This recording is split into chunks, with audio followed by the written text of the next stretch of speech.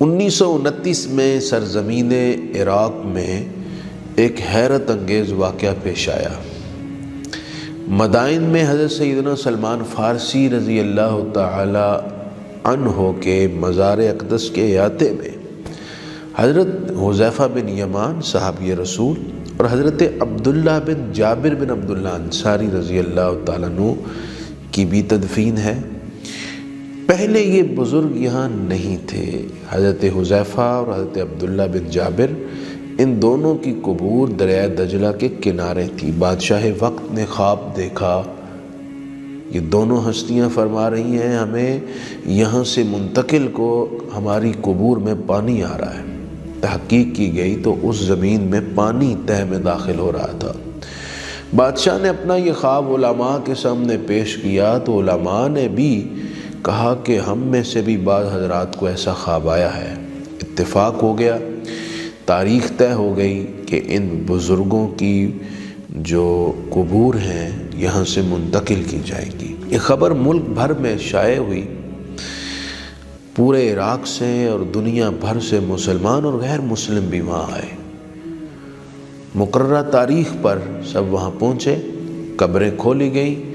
حیرت کی بات یہ تھی کہ ان دونوں بزرگوں کی جب قبر کشائی ہوئی تو صحابی رسول حضرت حذیفہ بن یمان اور حضرت عبداللہ بن جابر بن عبداللہ انصاری رضی اللہ تعالیٰ عنہما 1350 سال قبل یہاں دفن ہوئے۔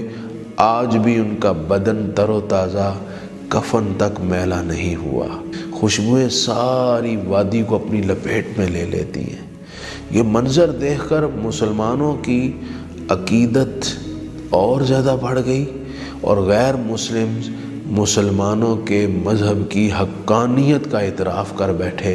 بہت سارے غیر مسلم مسلمان بھی ہوئے، ایون کہ ایک غیر مسلم ماہر چشم امراض بھی وہاں موجود تھا۔ اس نے دیکھ کر کہا بندے کے انتقال کے چند لمحے بعد ہی آنکھوں کی چمک ختم ہو جاتی ہے، لیکن ان کی آنکھوں کی چمک ایسے ہے جیسے زندہ افراد کی ہوتی ہے۔ بالآخر ان دونوں بزرگوں کے جنازوں کے ساتھ لمبے لمبے بانس لگائے گئے۔ سینکڑوں افراد نے کاندھا دینے کی سعادت حاصل کی اور ان دونوں بزرگوں کو مدائن میں حضرت سلمان فارسی کے قرب میں دوبارہ دفن کر دیا گیا۔ آپ اس بات سے اندازہ لگائیے،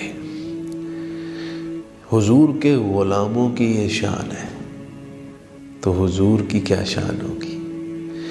غلاموں کو اللہ تعالیٰ نے بعد از وصال بدن کی تر و تازگی اور حیات برزخی کی اعلیٰ ترین شکل عطا فرمائی، تو حبیب کبریاء امام الانبیاء صلی اللہ علیہ وآلہ وسلم کی بعد از وصال کی حیات کی کیا عظمت و شان ہے۔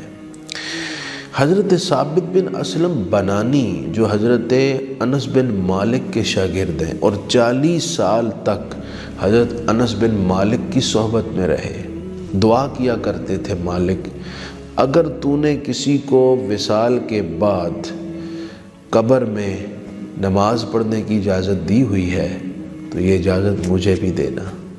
انتقال ہو گیا۔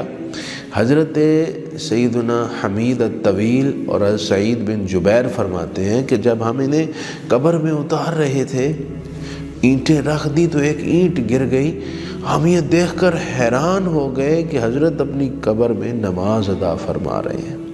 قرآن مجید نے یہ تو اعلان کر رکھا ہے سنوریہم آیاتنا فی الآفاق وفی انفسہم حتی یتبین لہم انہ الحق۔ اللہ تعالیٰ نے فرمایا کہ ان قریب ہم آفاق میں اور خود ان کے وجود میں اپنی نشانیاں دکھائیں گے، جس سے ان پر واضح ہو جائے گا کہ یہ دین حق ہے۔ جو اللہ تعالیٰ کا ہو جائے نا تو اللہ تعالیٰ کی رحمت اس کو اپنی آغوش میں لے لیتی ہے۔ اس کے لیے پھر ایسی نعمتیں ہیں جس کا انسان تصور بھی نہیں کر سکتا۔